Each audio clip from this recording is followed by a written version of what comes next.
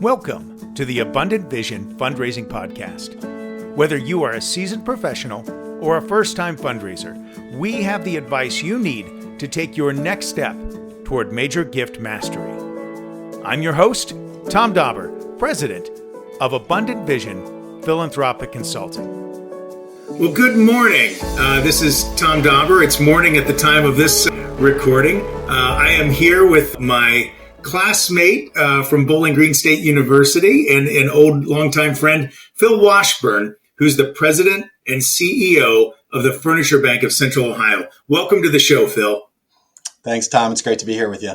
Well, Phil, as I usually say, this is a fundraising show, and we're certainly going to talk about fundraising. You're a CEO, though. You do some different things. Your vision of the nonprofit world is a lot broader than that of just a regular major gift officer. But I know you got major gift chops too. So we're going to want you to talk about all that stuff today. But before we get into those sorts of things, could you tell our audience a little bit about how you like to spend your free time, what you do with yourself when you're not leading a nonprofit?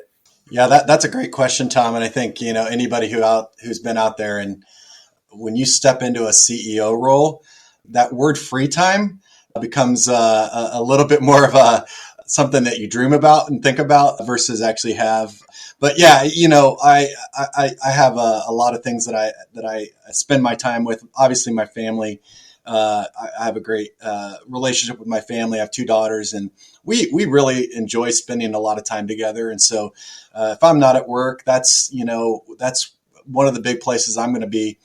Is spending time with my kids, playing games, watching shows, talking about life, and taking our dog for a walk and doing those sorts of things. But outside of that, I'm very involved in my church. I sit on the board there and spend quite a bit of time serving in that capacity. I teach at my church and in other capacities as well. And then finally, if I do have a little bit of moment, I'm a bit of a DIYer. I'm always working on my house, working on my yard, my garden, woodworking, building furniture, doing something like that. So unfortunately, that doesn't happen nearly as much as I would prefer, but it's still a passion. It's still something that maybe when my head hits the pillow at night, I think about it, and there will be a day when I get to do a little bit more of that kind of stuff. Well, since you brought it up, and I know we've got a lot of things to cover today, but you talked about how being a CEO is something that keeps you really busy, and it does cut into your free time.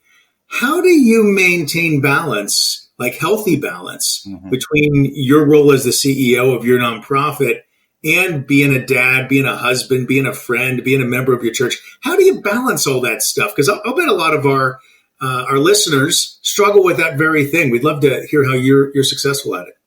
Yeah, I don't know if it's really balance per se, but it's, it is having to make hard choices at times.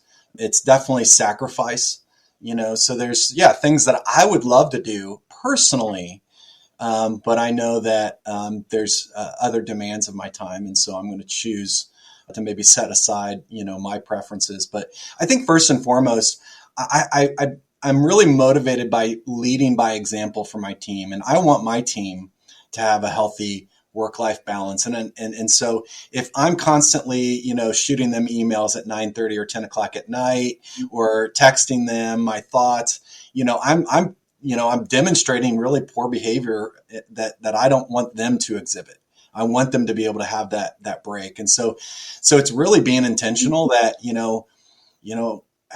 when I get to a certain point of the day, I'm shutting it down. And even though I feel like, man, there's more things that need to be done, well, it'll be there at 7 o'clock the next morning and I can jump back into it, And so I think it's just a choice that has to be made to say, hey, there are other things that need my time right now.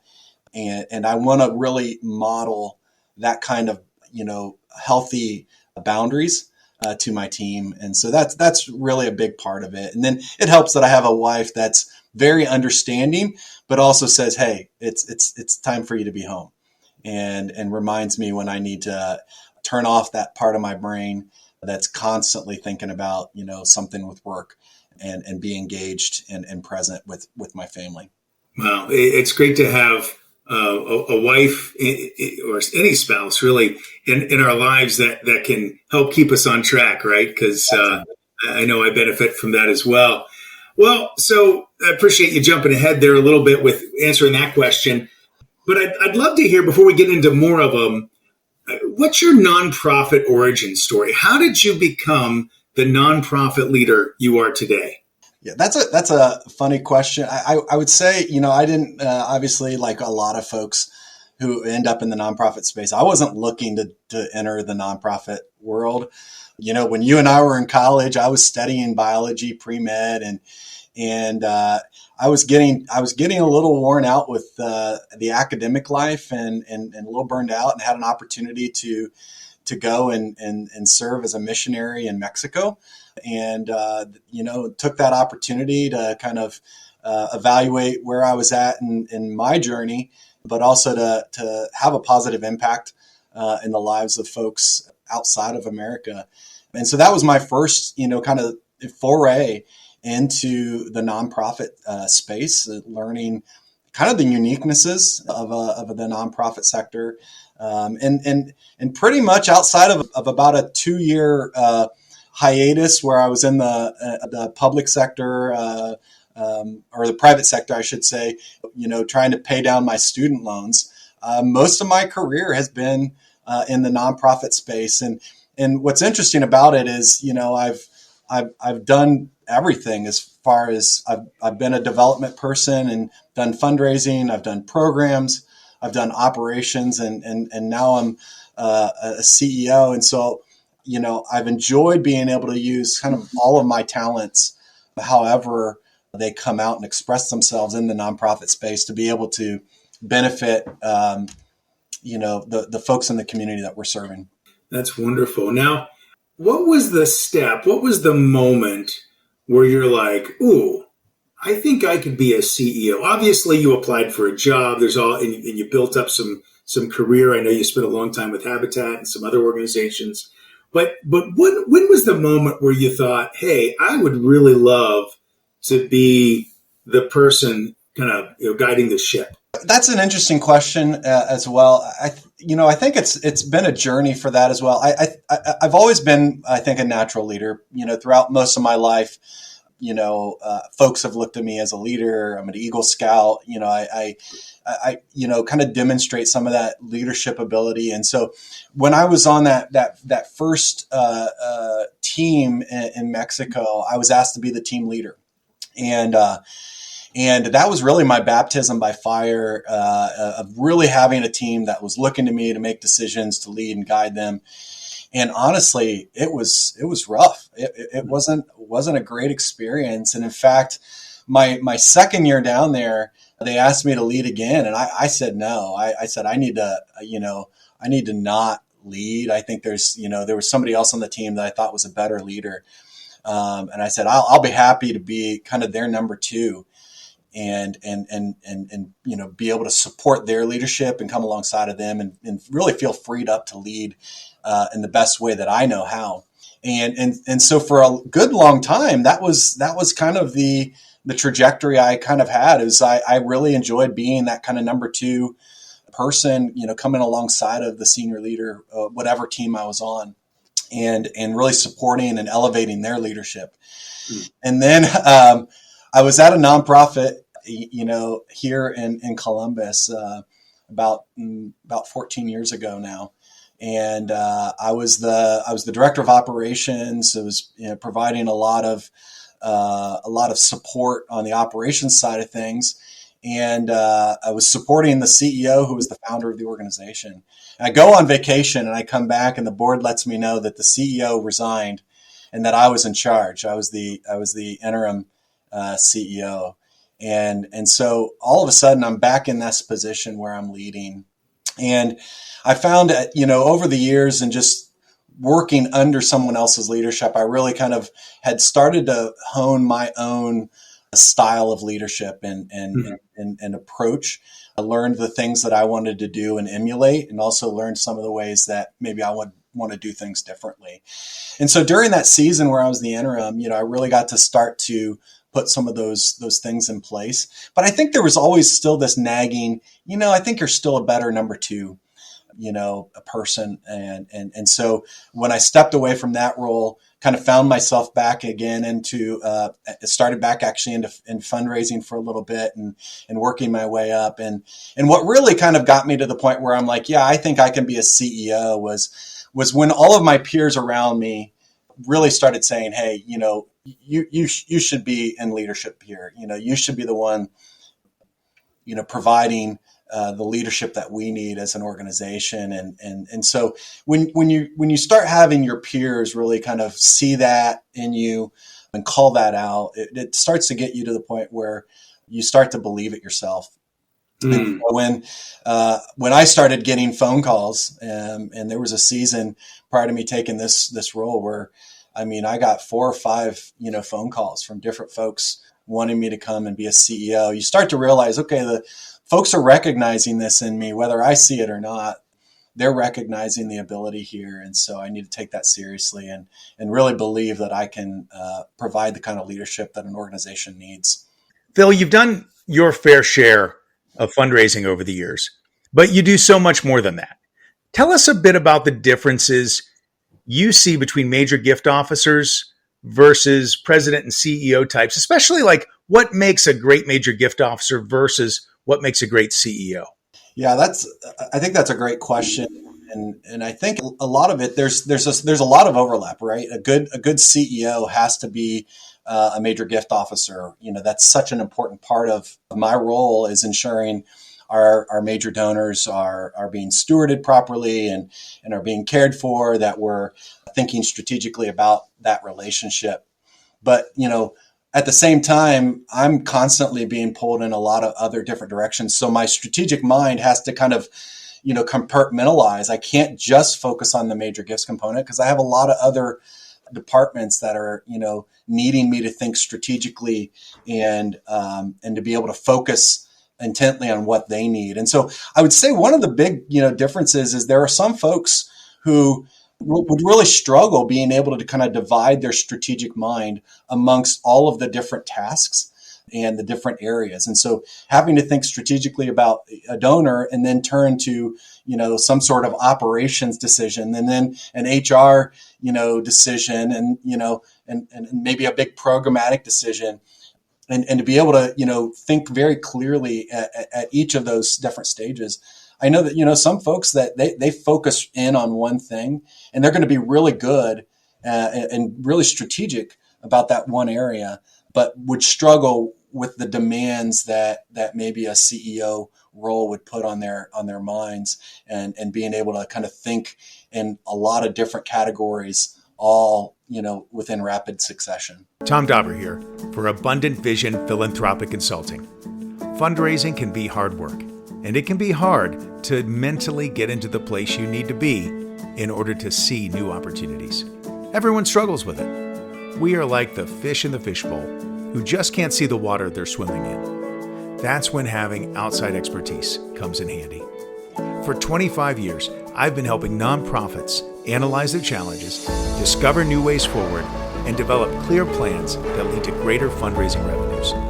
Now I am available to help your organization develop the abundant vision it needs to inspire new levels of philanthropy at your nonprofit as well. Check out abundantvision.net to start your journey toward greater fundraising success today.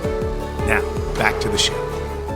No, that's a really great point. I don't know that I would want to be the guy having to juggle all the balls that you do. Fundraising's, I think, enough for me. Given your perspective as a leader with that broader vision, how do you think about fundraising in a way that's maybe different than your director of development?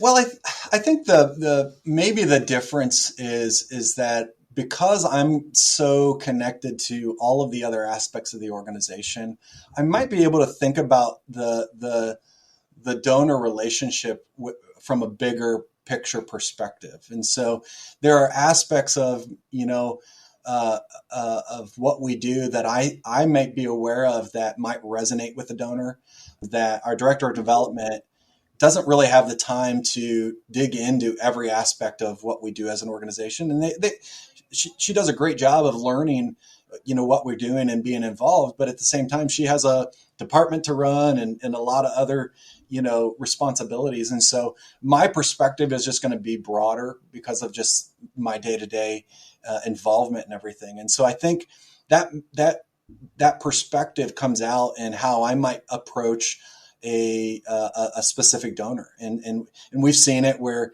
we're having a conversation around, well, what's our next step with this donor? And I might throw out an idea because of something that I'm seeing going on in the organization. And my director of development be like, that's it. I wouldn't have thought of that, but that's totally the approach to take. And it's only because I have I think a more holistic view of the organization that it's just not possible for my director of development to fully grasp and do, their job, the best that they can. It sounds like you have a good relationship with your director of development. That's a real boon for any nonprofit to have a close relationship between their CEO and their fundraiser. Absolutely. I mean, their office is right next door. We can literally talk through the walls to each other. We don't have a lot of set meetings because all day long we're in and out of each other's office, bouncing ideas, asking questions, checking in with each other.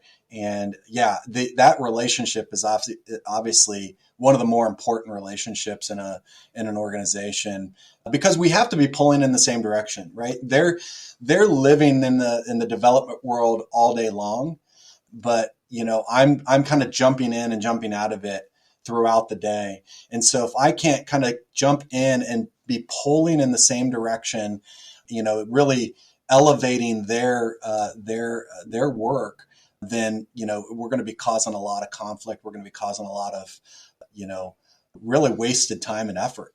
If we're not in alignment and we're pulling against each other, it's going to come out in how we interact with those donors. It's going to come out in just the overall results of the organization. I guess I would ask too, what is your average amount of time per week that you spend on fundraising? It depends on the week, but I would say it's probably around 8 to 10 hours a week is what I'm trying to put into that. And that's going to be a mix of, doing direct donor work, donor meetings, to thinking strategically, to talking to my development team and helping them to strategize and plan. And so kind of, there's it ebbs and flows too, as we've been going through a capital campaign that obviously adds, some time to it, but it's probably around 20 to 25% of my time. Got it. Yeah, that sounds about right. So as a leader, and maybe it is the timepiece, I don't know, but what fundraising challenges are you finding yourself out presently running up against? Yeah, that is really the big challenge is there's a lot of things, vying for the attention. And if I don't prioritize making those donor calls, spending time in strategic thinking around those relationships, it's easy for other responsibilities to creep in, And so like one of the things I always try to do is anybody who gives over $500, I try to give them a personal call.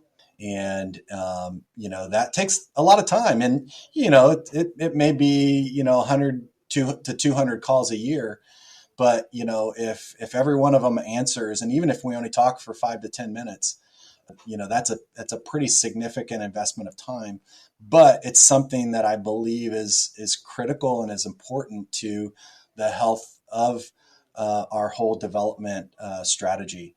And so that's a big challenge. The other thing I think that, and this is just, I think globally an issue within the nonprofit community is we're increasingly seeing a lot of new nonprofits come online, which is great, doing a lot of really great work. But you're seeing, just more competition for the same philanthropic dollars. And so you have to be a lot more creative. Another thing we're seeing is donors being really focused in on very specific causes or specific impacts that they're looking for.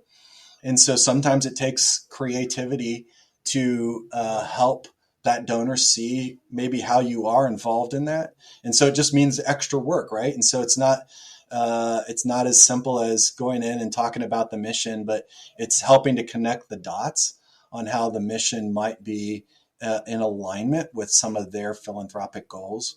And so I think that all contributes to it's just a challenging I think fundraising environment right now.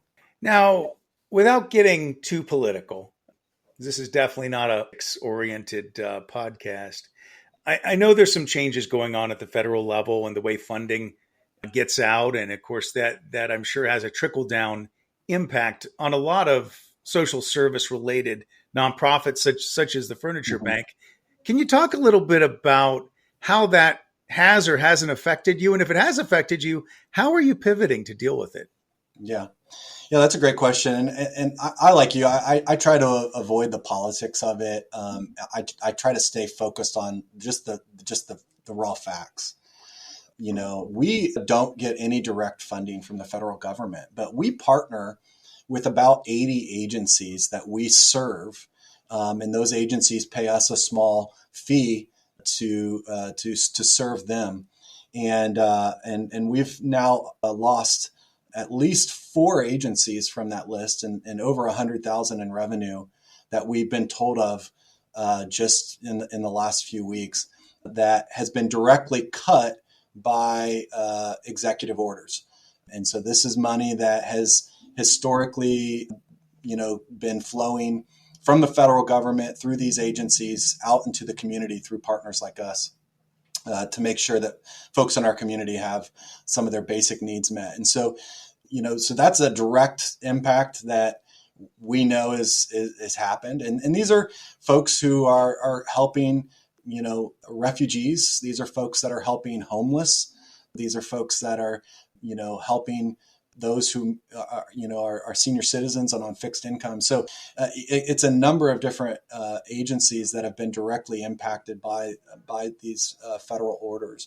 And then the other thing is that we know just broadly in Central Ohio, there's $150 million that was cut directly from executive orders. And so that's $150 million that was coming here to Central Ohio every year to help care for our community and the folks in our community.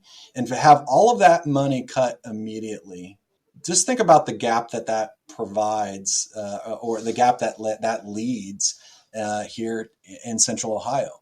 That's not a gap that state and local funds or philanthropic community can fill.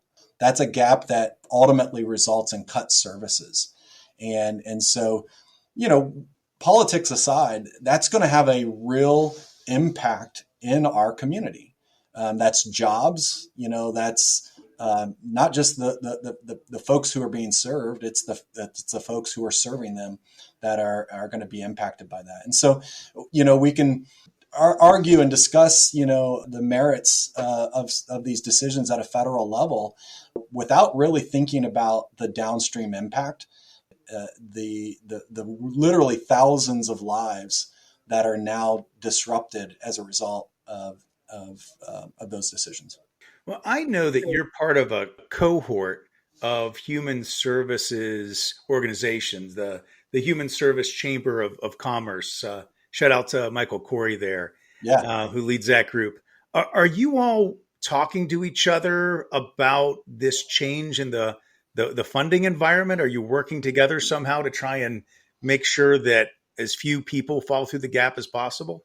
Yeah, absolutely. And that's one of the benefits of having a group like that is there's about 200 or so agencies that work together through that organization. And so we're connected, we're pulling together and we're looking for ways, that we can best fill the gap and do it as efficiently as possible. But know that, the gap needs to be filled, otherwise, the already increasing homelessness population here in Central Ohio, that number is just going to skyrocket if it isn't for agencies like us who are helping come alongside of those folks. And so, yeah, we're doing, everybody's doing the best they can. And there is lots of conversations about how we can work together and be more efficient. And I think, again, maybe one of the positives that's going to come out of this is that there's going to be maybe some agencies that have duplicated services that they're going to be able to say, hey, we need to come together and maybe merge or collaborate so that we're not overlapping each other's services, but we're, maybe expanding each other's ability to serve by doing it together. That's all the time we have today. But be sure to tune in next week to hear the next part of this exciting conversation. Now, if you've enjoyed this podcast, please be sure to subscribe and give us a 5-star rating on your podcast provider. I'm your host, Tom Dauber. Thank you for joining me as we journey together towards major gift mastery on the Abundant Vision Fundraising Podcast.